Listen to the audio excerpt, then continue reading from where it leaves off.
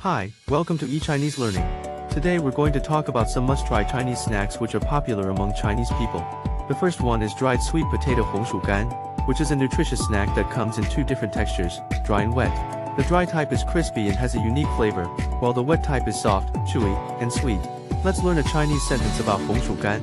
Hongshugan 吃起来像薯片, which means dried sweet potato tastes like potato chips.